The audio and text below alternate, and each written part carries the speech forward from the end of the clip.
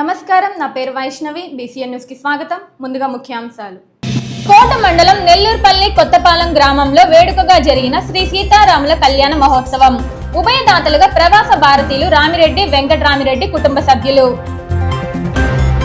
శ్రీకాళహస్తి సమీపంలోని కల్లతూరు దుర్ఘటన పూర్తి వైఫల్యం రాష్ట్ర ప్రభుత్వానిదే. మీడియా సమావేశంలో మండిపడ్డ మాజీ మంత్రి చింతామోహన్. గూడూరు నియోజకవర్గంలో పలు గ్రామాలకు మంజూరైన ముఖ్యమంత్రి సహాయ నిధి. 38 మందికి 21.79 లక్షల చెక్కుల పంపిణీ చేసిన ఎమ్మెల్యే పాసం సునీల్ కుమార్. తిరుపతి జిల్లా కోట మండలం నెల్లూరుపల్లి కొత్తపాలెం గమలపాలెంలో శ్రీ సీతారాముల కళ్యాణ మహోత్సవం వైభవంగా జరిగింది.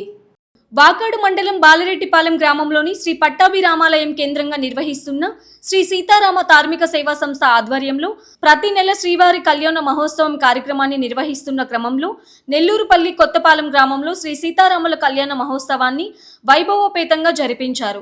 ప్రవాస భారతీయులు రామిరెడ్డి, వెంకటరామిరెడ్డి, హైమవతమ్మ, లావణ్య, మధుకిరణ్ రెడ్డి వారి కుటుంబ సభ్యుల ఆర్థిక సహకారంతో తిరుపతి జిల్లా అర్చక సలహా మండలి సభ్యులు దీవి అనంతబాబు కళ్యాణ మహోత్సవాన్ని శ్రీ వైకానస ఆగమోక్తంగా జరిపించారు. పూజాకర్తలుగా కొమారి శివశంకర్, శిరీష దంపతులు వ్యవహరించారు. చిన్నారులు తనీషా, తన్విష్ల నృత్య ప్రదర్శన, వినోద్ కుమార్ భక్తి కీర్తనలు, లేబూరు సాయి బృందం నాదస్వర కచేరీ అలరించాయి. ఈ కార్యక్రమంలో అరసి నరేష్ శర్మ, కోన సాయిబాబా, మస్తాన్ తదితరులు పాల్గొన్నారు. విచ్చేసిన భక్తులకు తీర్థప్రసాదాలు, కళ్యాణ తలంబ్రాలను పంచిపెట్టారు.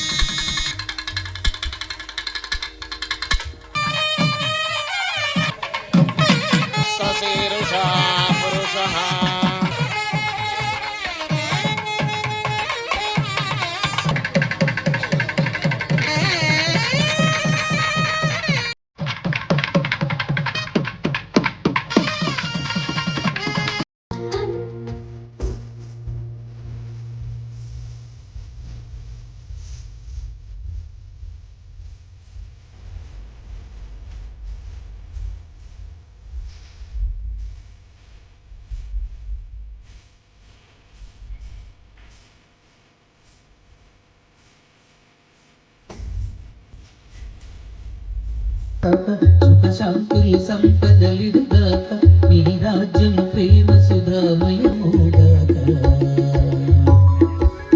జగదానందకా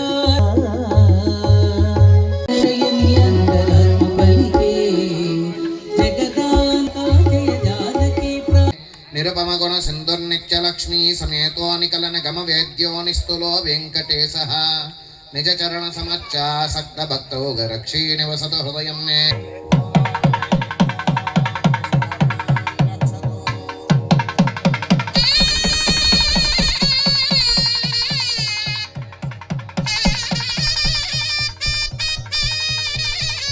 రామ సుగ్రీవ వర విలసిత రఘురామ వేద గోచర రామ కలిత ప్రతాప శ్రీ వెంకటగిరి రామ రామ.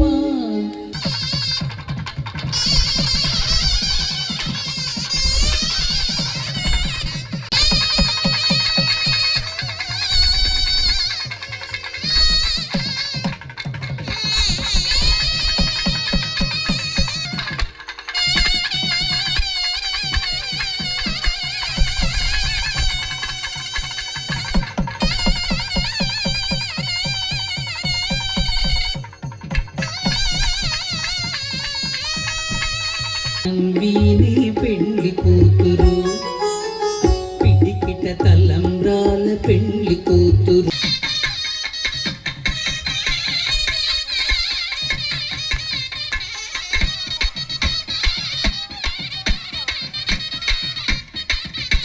సంతపు జాజరా జగడపు చనవులదా జల్లన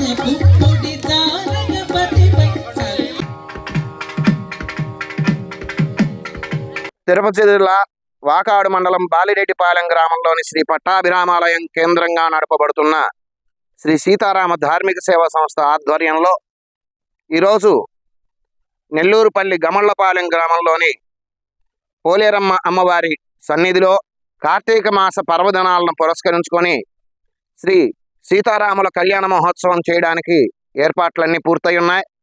ఈరోజు ఈ కార్యక్రమానికి శ్రీ సీతారామ ధార్మిక సేవా సంస్థ వ్యవస్థాపక ప్రోత్సాహకులు, నిర్వాహకులు, ప్రవాస భారతీయులు శ్రీయుతులు రామిరెడ్డి వెంకటరామిరెడ్డి, శ్రీమతి హైమావతమ్మ దంపతులు, వారి కుమారుడు మధుకిరణ్ రెడ్డి, కుమార్తె లావణ్య, సుచరిత్ రెడ్డి, లోకేష్ కుమార్ రెడ్డి, మాలతి దంపతులు ఈ కార్యక్రమానికి ఆర్థిక సౌజన్యాన్ని అందించారు.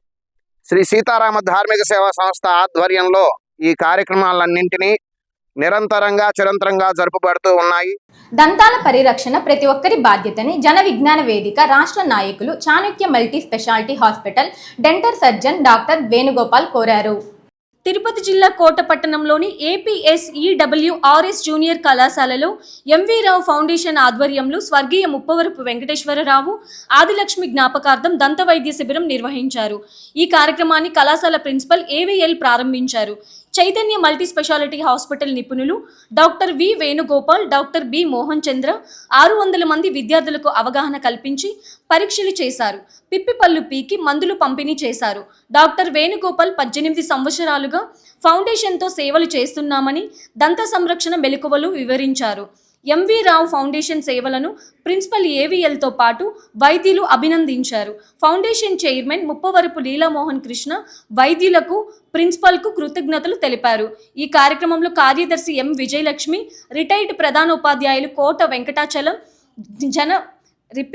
జన విజ్ఞాన వేదిక సభ్యులు PV Krishnaiah, K Venugopal, P Rajendra Prasad, Ramesh, ANM Suguna సిబ్బంది, విద్యార్థులు.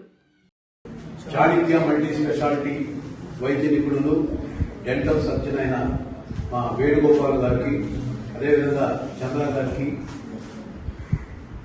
మన గురుతల్లిలు మా నాన్నగారి సన్నిహితులైన వెంకటాచలం గారికి, వేణు గారికి, ఇతర అందరికీ నమస్మాంజలి. ఈరోజు మా ఫౌండేషన్ అనేది 2009లో ప్రారంభించాం. ఆనాటి నుంచి నేటి వరకు స్వచ్ఛందంగా మా తల్లికి వచ్చే పెన్షన్ ద్వారా కొన్ని కార్యక్రమాలు చేశాం. నేటికి ఇది 10,505వ కార్యక్రమం. ఇప్పటి వరకు విద్యా వైద్య పరంగా కార్యక్రమాలు చేస్తూ ఉన్నాం. ఈ నెల్లూరు జిల్లా, పాత నెల్లూరు జిల్లా వ్యాప్తంగా దాదాపు ఇన్ని కార్యక్రమాలు చేసి పలువురు మనం అనుకున్నాం. మన వేణుగోపాల్ గారు మా ఫౌండేషన్ తరఫున ఎన్నో కార్యక్రమాలు నిర్వహించున్నారు. వారికి మాకు ప్రత్యేక కృతజ్ఞతలు. మేము తల్లిగారు చనిపోయిన తర్వాత కొంత కార్యక్రమాలు తగ్గించాం.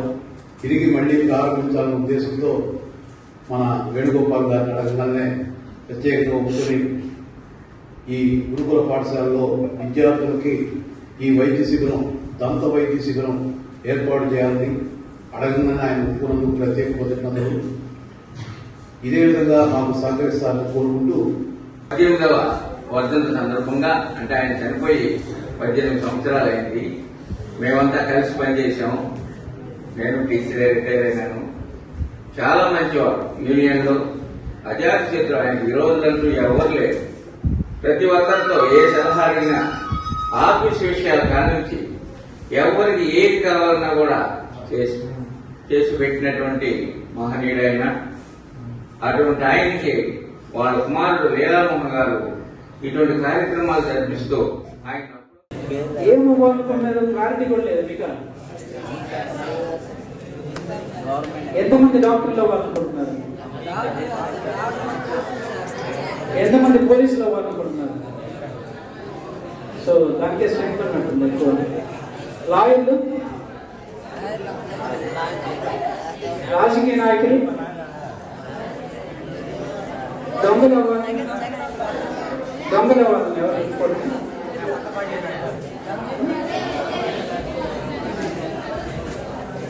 సరే, ఓకే, కీప్ సైలెన్స్. మీరు నిజంగా మంచి పొజిషన్లో ఉండాలి అంటే చదువు అనేది మీ బ్రెయిన్లో కంపల్సరీగా అన్ని ఏరియాస్లో ఉండాలి. దీనికి ఒక ఎగ్జాంపుల్ చెప్తాను. ఇప్పుడు ఒక 2 రోజా మొక్కలు కొన్నారనుకోండి, ఒక 2 తొట్లు తీసుకోండి. ఆ 2 తొట్టుల్లో రోజా ప్లాంట్స్ నాటారు. నాటినాక అట్లా వదిలేసేయండి ఒక 2 నెలలు. ఒక 2 నెలలు వదిలే క్రమంలో ఒక రోజా చెట్టులో నీటి ఏదైనా అట్లా 2 నెలలు వదిలేస్తే ఏమవుతుంది తెలుసా మీకు? వదిలేయనండి, నీళ్లు పోస్తూ ఉండాలి. రోజు నీళ్లు పోస్తూ ఎండకు పెడితే అది బాగా గ్రో అవుతాయిగా. గ్రో అయ్యే క్రమంలో కొన్నింట్లో ఒక తొట్టులో ఓన్లీ రోజా మొక్కే ఉంచండి, ఇంకో తొట్టిని అట్లా వదిలేసేయండి. అంటే నీళ్లు పోస్తూ దాంట్లో కొన్ని మొక్కలు పొలుస్తాయి కదా, నాచు మొక్కలు కొన్ని, మనం అవి వెయ్యకపోయినా వస్తాయి కొన్ని, గుర్తుందా? ఆ వచ్చేదాన్ని పక్కన పెట్టండి. ఇట్లా రానికుండా ఒక చెట్లు పెట్టండి. అప్పుడు దేంట్లో ఎక్కువ మొక్క, ఏ మొక్కకి ఎక్కువ పూలు వస్తాయి? మంచి ఎరువులు వేస్తే. రెండింటికి ఎరువులు వేయండి. నాచు మొక్కలు లేని దాంట్లో బాగా పూలు వస్తాయి. ఎందుకని? శ్రీకాళహస్తి సమీపంలో కేవీపురం మండలం కల్లతూరు దుర్ఘటన రాష్ట్ర ప్రభుత్వం వైఫల్యం కారణంగానే జరిగిందని కేంద్ర మాజీ మంత్రి చింతామోహన్ ఆరోపించారు. కలత్తూరు ఎస్సీ కాలనీలో ఆయన పర్యటించారు. అనంతరం శ్రీకాళహస్తి ఫ్రెండ్ క్లబ్లో ఏర్పాటు చేసిన సమావేశంలో ఆయన మాట్లాడుతూ సీఎం చంద్రబాబు నాయుడు ఎప్పుడు ఆకాశం వైపు చూస్తుంటారన్నారు. పోలవరం, అమరావతి, $120 బిలియన్ పెట్టుబడులు, సుందర్ పిచాయ్ గురించి మాత్రమే ఆలోచిస్తారన్నారు. సామాన్యుల వైపు చూడడం లేదన్నారు. అర్ధరాత్రి ఈ దుర్ఘటన జరిగి ఉంటే కనీసం 15 మంది ప్రాణాలు కోల్పోయేవారన్నారు. ఒకప్పుడు మైనర్ ఇరిగేషన్ ఉండేదని ఇప్పుడు లేదన్నారు. దీంతో చెరువులను అధికారులు పట్టించుకోవడం లేదని ఆవేదన వ్యక్తం చేశారు. ప్రజలు ఆశించిన విధంగా సహాయక చర్యలు లేవని విమర్శించారు. కలెక్టర్ ఎస్సీ కాలనీని వెంటనే సురక్షిత ప్రాంతానికి మార్చాలన్నారు. ఈ కార్యక్రమంలో పార్టీ నాయకులు బత్తయ్య నాయుడు, నరేంద్ర నాయుడు, కూలి రవికుమార్, జనార్దన్ రెడ్డి, శివకుమార్ తదితరులు పాల్గొన్నారు. ఇది కళ్ళకు కట్టినట్టుగా కనిపిస్తా ఉంది. భారతదేశంలో ఆంధ్రప్రదేశ్ రాష్ట్రంలో ఎస్సీల స్థితిగతులు, దీనికి ముఖ్యమైనటువంటి కారణం రాష్ట్ర వైఫల్యం, ప్రభుత్వ వైఫల్యం, చంద్రబాబు నాయుడు గారి వైఫల్యం. ఎందుకు, ఎలా? చంద్రబాబు నాయుడు గారు ఎప్పుడు ఆకాశం వైపు చూస్తుంటారు. పోలవరం, అమరావతి, సుందర పిచ్చయ్య. ఈ సుందర పిచ్చయ్య $120 బిలియన్ డబ్బు రావడం పోవడం ఇటువంటి విషయాలే మాట్లాడుతున్నారు కానీ పెట్టుబడులు, సిఐఐ ఇవే ఆలోచిస్తున్నారు. కానీ చంద్రబాబు నాయుడు గారు సామాన్యమైన విషయాలు ఆలోచించలేకపోతున్నారు. అని తీరిక కూడా లేదు. మాట్లాడితే దుబాయ్, మాట్లాడితే సింగపూర్కి వెళ్తున్నాడు. మరి ఈరోజు ఆ దుర్ఘటన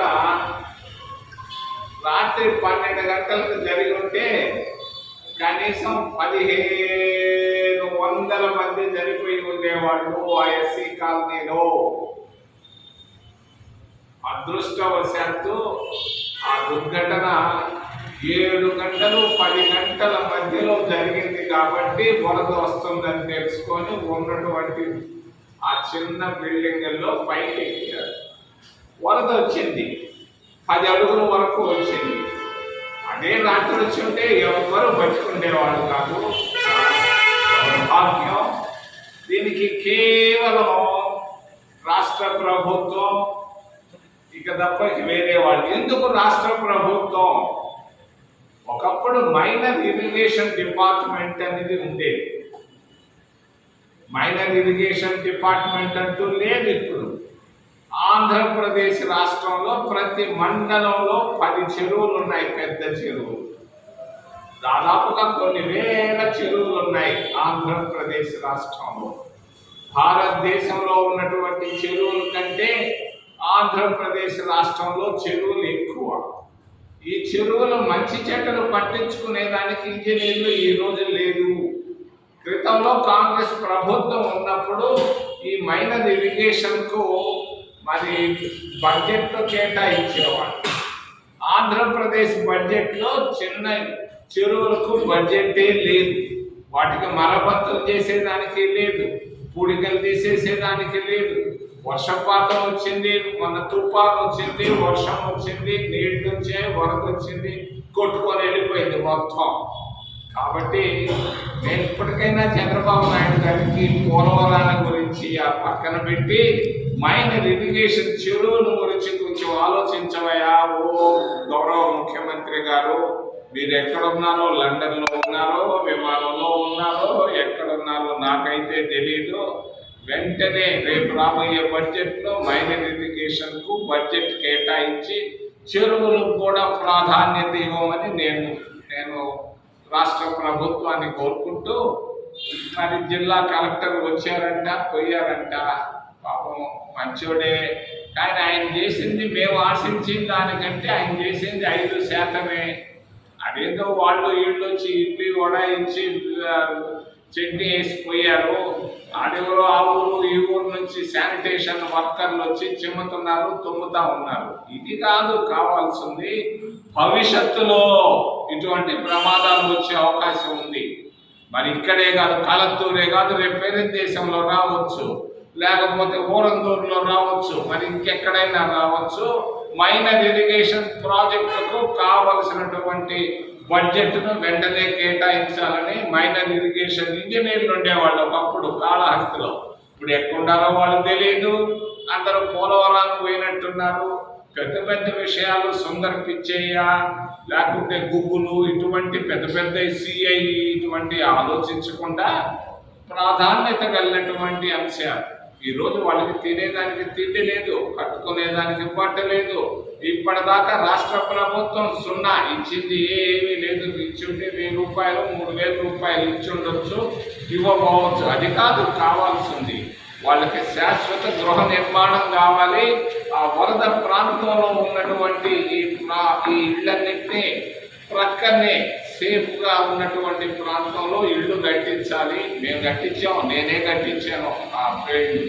ఆ సింగిల్ బెడ్రూమ్, సిమెంట్ రోడ్లు వేసాం, అన్నీ వేసాం. కానీ ఈరోజు ఆ వరదను మాత్రం అడ్డుకోలేకపోయింది రాష్ట్ర ప్రభుత్వం. దీన్ని ఖండిస్తున్నాం.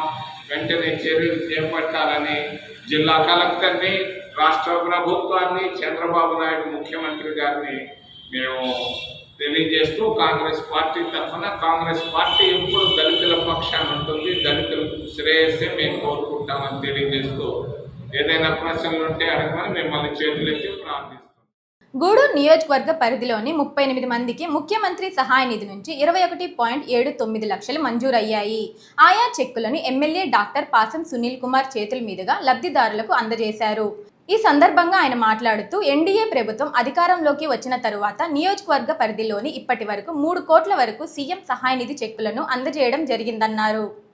ఎవరైనా పేదలు వైద్య ఖర్చులకు ఇబ్బంది పడుతుంటే తమ కార్యాలయంలో సంప్రదిస్తే సీఎం సహాయ నిధి నుంచి సాయం అందించేలా చూస్తామన్నారు. ఈ కార్యక్రమంలో శీలం కిరణ్ కుమార్, నెలబల్లి భాస్కర్ రెడ్డి, పులిమి శ్రీనివాసులు, వెంకటేశ్వర్ల రాజు, అబ్దుల్ రహీం, ఇజ్రాయిల్ కుమార్, నరసింహులు, ఎల్లసిరి శ్రీనివాసుల రెడ్డి, వినోద్ కుమార్ రెడ్డి తదితరులు పాల్గొన్నారు. పూర్తిగా పాదయాత్ర చేస్తున్నాం.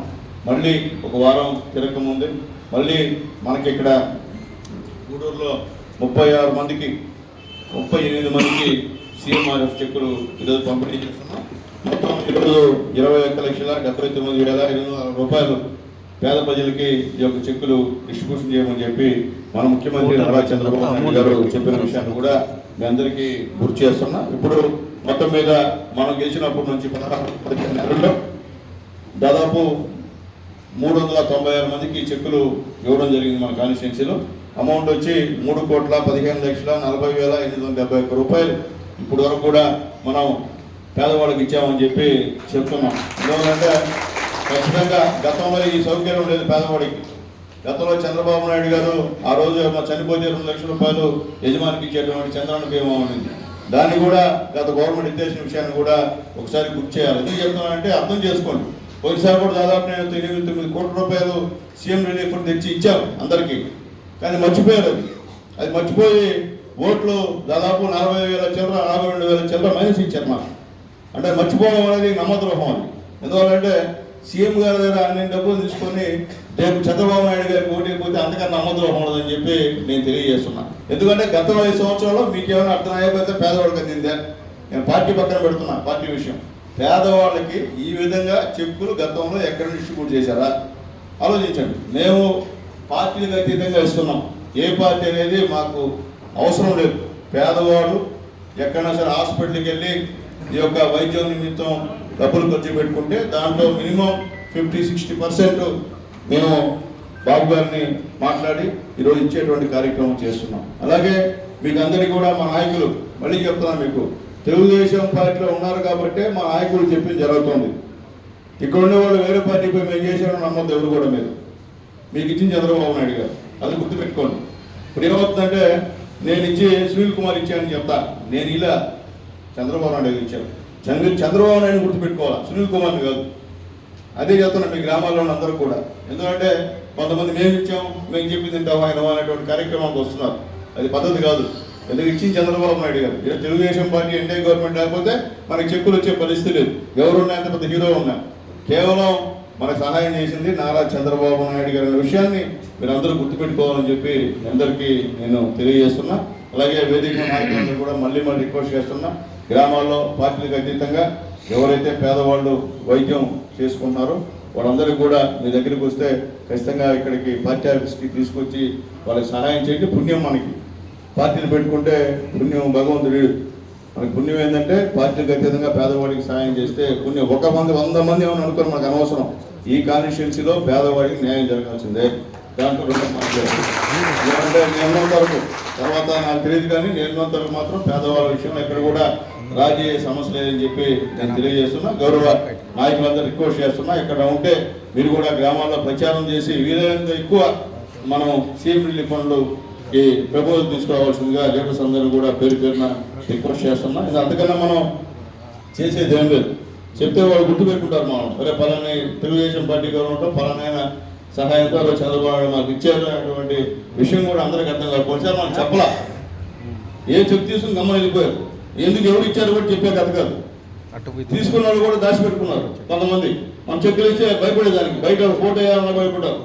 మాకు ఇచ్చారు, 5-6 లక్షలు తీసుకున్నారు సీఎం రిలీఫ్ ఫండ్, కానీ వాళ్ళు ఫోటో వేయాలంటే భయం. నాకు అదే అర్థం కాని పరిస్థితి. చంద్రబాబు నాయుడు గారు సహాయం చేస్తుంటే మీరు ఫోటో వేసుకుందామని భయపడిపోతే ఇంకెట కొడుతుంది, ఇంకా భయం. ఇంకా దయచేసి అది వద్దనుకున్నా. ఎవరు వచ్చినా మీకు చెప్పాలా, మాకు చంద్రబాబు నాయుడు గారు సహాయం చేశారు అని ఖచ్చితంగా తీసుకున్న వాళ్ళు చెప్పాల్సిన బాధ్యత మీ అందరి మీద ఉందని చెప్పి నేను అందరూ రిక్వెస్ట్ చేస్తున్నా. అంటే పని చేసినప్పుడు చెప్పాల్సిన ఉంటే ఇంకా భవిష్యత్తులో ఎన్నో కార్యక్రమాలు జరుగుతాయి. పని చేసిన తర్వాత మర్చిపోతే ఆలోచించండి. మీరు అంతకన్నా నేనేమి చెప్పే పరిస్థితి కాదని చెప్పి అందరికీ రిక్వెస్ట్ చేస్తున్నా. కాబట్టి దయచేసి నా గూడూరు నియోజకవర్గంలో ఉన్నటువంటి పేదవాళ్ళు ఎవరున్నా కానీ పార్టీలతో సంబంధం లేకుండా సీఎం రిలీఫ్ ఫండ్ ఇస్తామని చెప్పి కూడా అందరికీ కూడా నేను తెలియజేస్తున్నా. ఎవరున్నా నేరుగా మా నాయకులతో మాట్లాడండి, గ్రామాల్లో వాళ్ళ ద్వారా ఇక్కడ తీసుకురండి. ఒకవేళ ఏదన్నా మా నాయకుడు అడుగు అంటే ఒకసారి నాయకుడు చెప్పి నాకు చెప్పండి, మేము నాయకులతో మాట్లాడి ఖచ్చితంగా అక్కడ ఏంది మీ పరిస్థితి కూడా అర్థం మాట్లాడి మీకు సీఎం రిలీఫ్ ఫండ్ శాంక్షన్ చేయిస్తాం. ఇవ్వకుండా ఆపం. మళ్ళీ చెప్తున్నా, ఏదో ఆడలేదని నేను ఎమ్మెల్యే ఇవ్వమంటే అట్లా ఇస్తాం, కానీ మీరేం చేశారో మా నాయకులు కూడా మాకు చెప్పాల్సిన అవసరం ఉంది.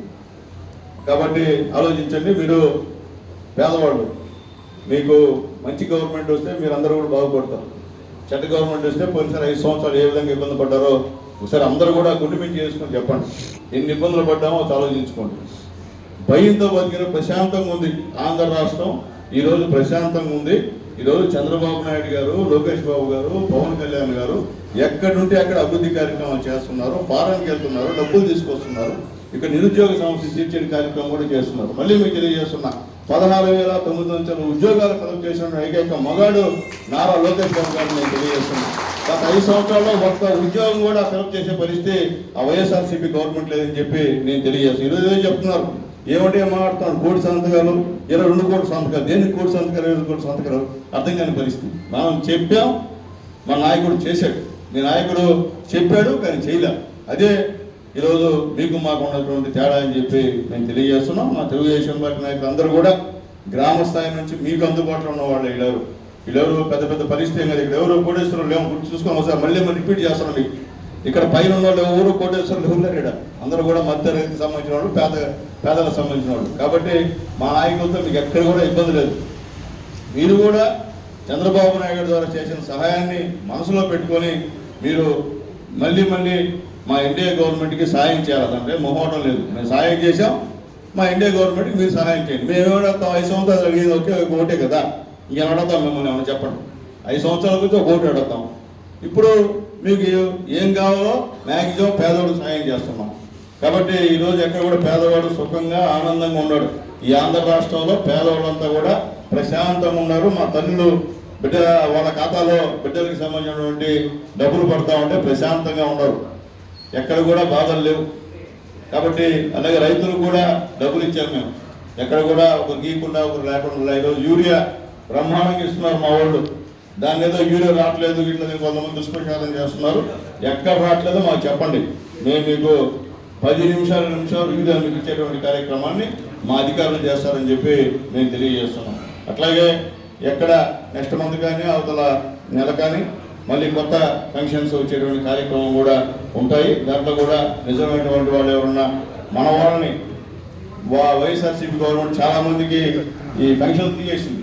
చాలా మందికి అవన్నీ కూడా మళ్ళీ ఇప్పించేదానికి మన క్యాడర్ అందరూ కూడా కృషి చేయాలని చెప్పి మిమ్మల్ని అందరినీ రిక్వెస్ట్ చేసుకుంటూ ఈరోజు ఒక మంచి కార్యక్రమం. ఎందువల్లంటే చాలా సంతోషం. మాకు చెక్కులు పంపిణీ చేయడం అంటే నిజంగా అంత తృప్తి దేంట్లో ఉండదు. ఏ కార్యక్రమం చేసినా తృప్తి ఉండదు. ఇది తృప్తి ఎందుకంటే పేదవాడి కళల్లో ఆనందం చూడాలనే ఉద్దేశం నారా చంద్రబాబు నాయుడు గారికి, పవన్ కళ్యాణ్ గారికి, లోకేష్ బాబు గారికి ఉంది. కాబట్టి ఈరోజు మోడీ గారి సహాయ సహకారాలతో ఈ విధంగా ఎన్ని ఇబ్బందులు రాష్ట్రంలో సీఎం రిలీఫ్ ఫండ్లో మాత్రం ఎక్కడ కూడా వెనక్కి కూడా తగ్గే సమస్య ఖచ్చితంగా లేదు అనేటిది లేకుండా ఈరోజు మా నాయకుడు నారా చంద్రబాబు నాయుడు గారు ఈరోజు ఇస్తున్న విషయాన్ని కూడా ఒకసారి మీకు అందరూ కూడా నేను తెలియజేస్తున్నాను. అట్లాగే నిన్న కూడా దళితులతో మా నాయకుడు చనిపోతే ఎన్ని పనులున్నా మన నాయకుడు రాబోయే రోజుల్లో మనందరికీ కూడా సింగిల్ లీడర్ లోకేష్ బాబు గారు వచ్చి అక్కడ వాళ్ళని పరామర్శించి ఆ కుటుంబాన్ని తిరుపతి జిల్లా ఎస్పీఎల్ సుబ్బరాయుడు ఆదేశాల మేరకు తిరుపతి జిల్లా చిట్టమూరు పోలీస్ స్టేషన్ పరిధిలోని కలుగుర్తిపాడు గ్రామంలో పోలీసులు ఆకస్మికంగా డ్రోన్ కెమెరాలతో తనిఖీలు నిర్వహించారు. ఈ తనిఖీల్లో 7 మంది అసాంఘిక కార్యకలాపాల్లో పాల్గొంటున్నట్లు గుర్తించి అదుపులోకి తీసుకున్నారు. ఈ తనిఖీల సందర్భంగా 5 మోటార్ బైకులు, 2 కార్లు, 31,000 నగదును స్వాధీనం చేసుకున్నారు. గ్రామ స్థాయిలో కూడా ఎలాంటి అసాంఘిక చర్యలకు తావు లేకుండా పోలీసులు గ్రామ పరిసర ప్రాంతాల్లో గట్టి పర్యవేక్షణ కొనసాగించి నిఘా ఏర్పాటు చేశారు. అసాంఘిక కార్యకలాపాలు ఎక్కడ జరిగినా కఠిన చర్యలు తప్పవని, చట్టాన్ని ఉల్లంఘించే వారిని ఎట్టి పరిస్థితుల్లోనూ వదిలేది లేదని ఎస్పీ తెలిపారు.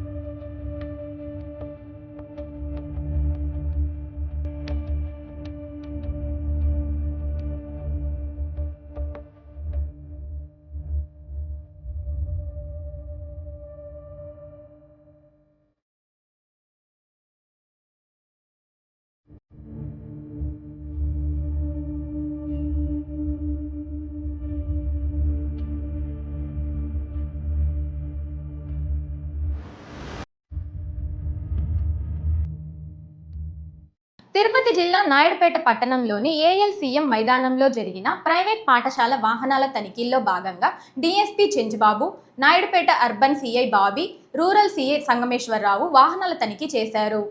అనంతరం డీఎస్పీ చెంచుబాబు మాట్లాడుతూ చిన్నపిల్లలు జాగ్రత్తగా ప్రైవేట్ పాఠశాలలకు వెళ్లి అంతే జాగ్రత్తగా తిరిగి వారి ఇంటికి వెళ్లే విధంగా ప్రైవేట్ పాఠశాలల యాజమాన్యం పనిచేయాలని, ఇందులో విద్యార్థుల భవిష్యత్తును, వారి భద్రతను ప్రైవేట్ పాఠశాలల యాజమాన్యం తీసుకోవాలని డీఎస్పీ చెంచుబాబు తెలియజేశారు.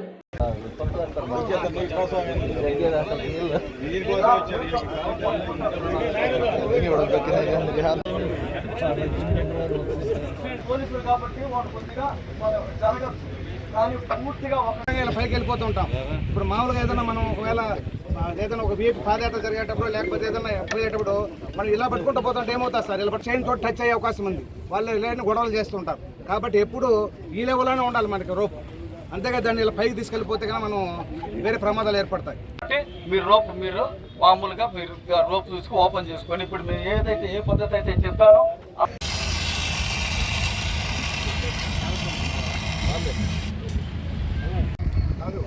ఈరోజు నాయుడుపేట సబ్ డివిజన్ పరిధిలో నాయుడుపేట, దొరవాడ సత్రం, సుళ్ళూరుపేట, ఓజిలి ఈ ప్రాంతాల్లో ఉండేటువంటి పాఠశాలలు, కళాశాలలు, ఇంజనీరింగ్ కాలేజ్ ఇలా ఉండేటువంటి బస్సులలో భద్రతా ప్రమాణాలు ఎలా ఉన్నాయి అనే ఉద్దేశంతో చెక్ చేయడానికి సుళ్ళూరుపేట ఎంవీఐ అనిల్ గారి ఆధ్వర్యంలో మేము అందరం పోలీసు కలిసి దాంట్లో ఎమర్జెన్సీ డోర్ ఓపెన్ అవుతుందా లేదా, భద్రతా ప్రమాణాలు ఎలా ఉన్నాయి, ప్లస్ దాంట్లో సేఫ్టీ అలారమ్స్ ఎలా ఉన్నాయి, ఫైర్ ఎక్స్టింగ్విషర్స్ పనిచేస్తున్నాయా లేదా, ఇలాంటి వాటిని చెక్ చేయాలనే ఉద్దేశంతో అన్ని, ప్లస్ వాటి యొక్క రోడ్డు కంపాటబిలిటీ అంటే దానికి సంబంధించిన పర్మిట్లు కానీ, డ్రైవర్ యొక్క డ్రైవింగ్ లైసెన్స్ కానీ అవన్నీ చెక్ చేయాలనే ఉద్దేశంతో అన్ని బస్సులని ప్లస్ చెక్ చేయడం జరిగింది అనిల్ గారు ప్లస్ మేము. వీటితో పాటు కొంతమంది ఆ స్కూల్ బస్సుల్లో ప్రయాణించే విద్యార్థుల యొక్క తల్లిదండ్రులను కూడా రమ్మన్నాం. వాళ్ళ యొక్క ఫీడ్బ్యాక్ కూడా అడిగాం. ఎక్కడ ప్రస్తుతానికి ఎలాంటి కంప్లైంట్స్ చెప్పలేదు. ఇది కంటిన్యూస్గా అప్పుడప్పుడు జరుగుతూ ఉంటాయి. మేము పేరెంట్స్ని కూడా ఎప్పుడు విజిలెంట్గా ఉండాలి. వాళ్ళు ప్రతి బస్సులో అటెండెంట్ ఉంటున్నాడా లేదా, విద్యార్థిని చిన్నపిల్లలను తీసుకెళ్లి జాగ్రత్తగా రోడ్డు దిగి జాగ్రత్తగా వదిలిపెడుతున్నారా లేదా, వాళ్ళ సేఫ్టీ అనేది చూసుకోవాలి. బస్సు ఎక్కేటప్పుడు కానీ బస్సుని రోడ్డు దిగి లెఫ్ట్ సైడ్ బాగా మార్జిన్ దింపి పిల్లల్ని ఎక్కించుకోవాలి. ఎక్కువ స్పీడ్ పోకూడదు. ఏదైతే స్పీడ్ లిమిట్ ఉందో స్పీడ్ లిమిట్ ఫాలో అవ్వాలి. ఇలాంటి ప్రికాషన్స్ అన్ని చెప్పడం జరిగింది. ఇది దీంట్లో ఎంవీఏ అనిల్ గారు వాళ్ళకు కూడా అన్ని ఇన్స్ట్రక్షన్స్ అన్ని ఇచ్చారు.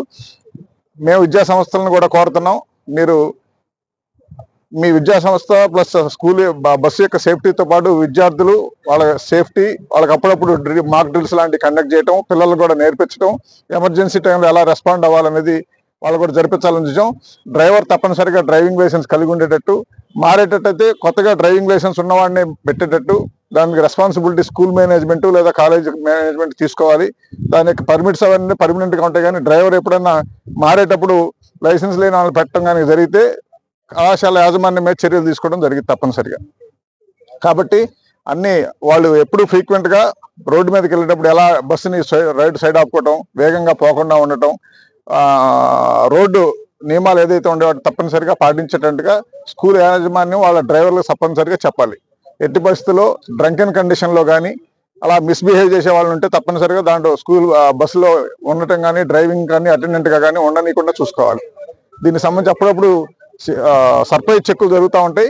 అందరినీ కలిపి ఒకసారి ఇలా చేద్దామన్న ఉద్దేశంతో ఎంవీఏ గారు, ట్రాన్స్పోర్ట్ డిపార్ట్మెంట్, పోలీస్ డిపార్ట్మెంట్ కలిసి ఇది చేయడం జరిగింది.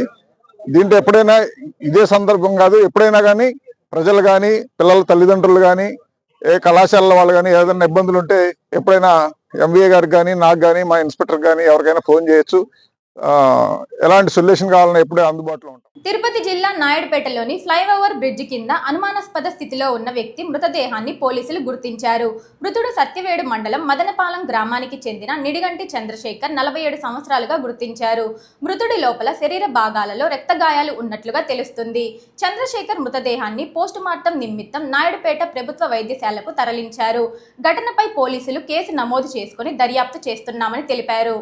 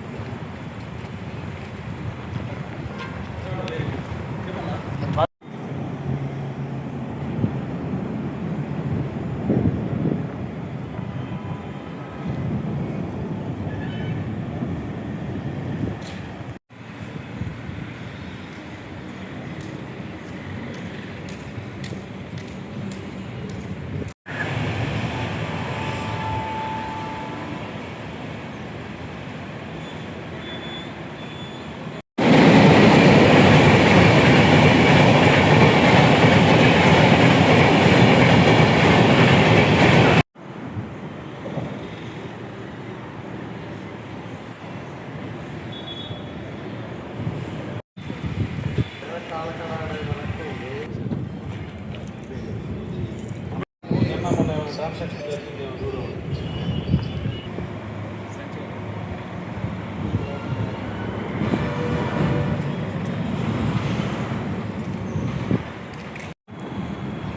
వీడియో తీస్తారు సార్, ఇప్పుడు ఫోటో తీస్తారు సార్. ఈ రైల్వే ట్రాక్ ఇప్పుడు వందే మాతర గీతం రచనకు 150 సంవత్సరాలు పూర్తయిన సందర్భంగా గూడూరు పట్టణంలోని డిఎన్ఆర్ కమ్యూనిటీ హాల్లో lions club of Gudur, YJP town and west club సభ్యులు, మహిళలు గీతాన్ని ఆలపించారు. క్లబ్ అధ్యక్షులు సుధాకర్ మాట్లాడుతూ కేంద్ర ప్రభుత్వం ఆదేశాల మేరకు ఈ కార్యక్రమం నిర్వహించామని, ప్రతి ఒక్కరూ దేశభక్తి పెంపొందించుకోవాలని సూచించారు. కార్యక్రమంలో ఆర్వి రావు, గురునాథం, గోపీనాథ్ రెడ్డి, శ్రీనివాస్ యాదవ్, వెంకయ్య, ప్రభాకర్, ఎస్ఎల్ఎన్ స్వామి, రవీంద్రరెడ్డి తదితరులు పాల్గొన్నారు.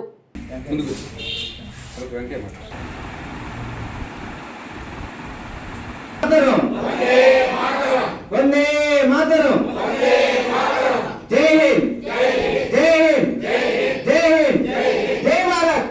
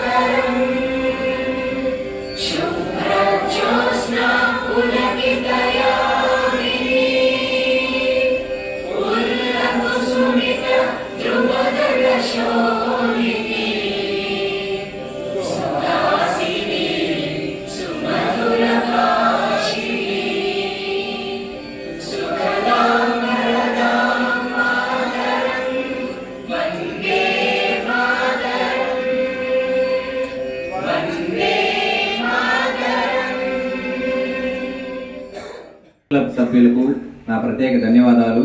అదేవిధంగా ఇక్కడ పురుష శిక్షణ నేర్చుకుంటున్న మహిళలకు నా ప్రత్యేక ధన్యవాదాలు. ఈరోజు వందే మాతర గేయం రచించి 150 సంవత్సరాల పూర్తవుతున్న సందర్భంగా కేంద్ర ప్రభుత్వ ఆదేశాల మేరకు మన క్లబ్స్, లయన్స్ క్లబ్స్ ద్వారా కూడా ఈ కార్యక్రమం నిర్వహించడం జరిగింది.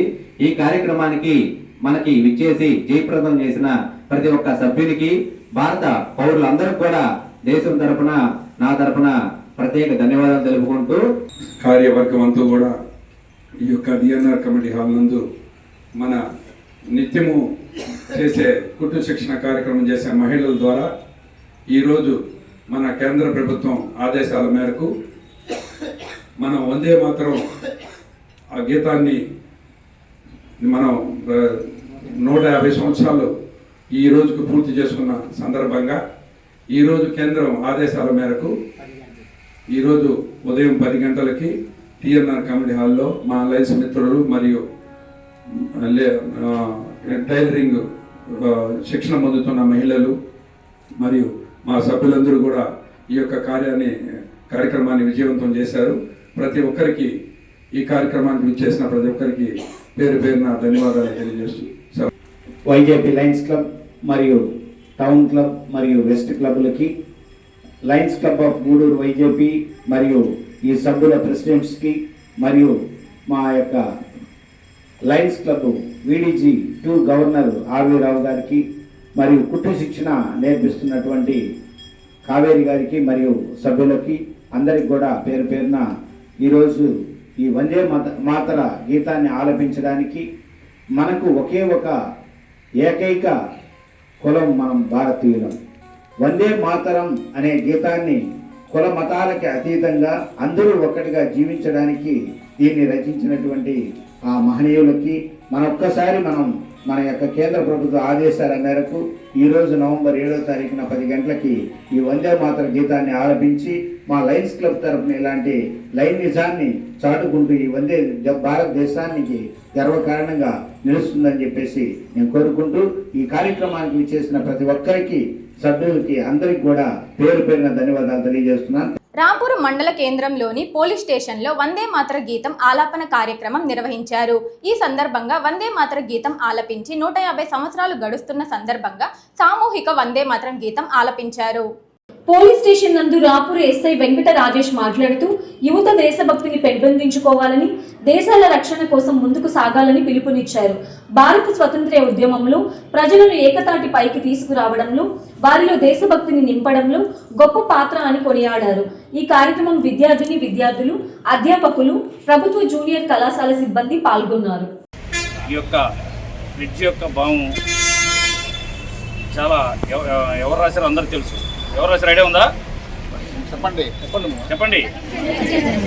బ్రిడ్జ్ యొక్క భావం అందరం ఏకతాటిపై ఉండాలనే ఉద్దేశంతో ఇది ఏర్పాటు చేయడం జరిగింది గీతాన్ని. కావున మన యొక్క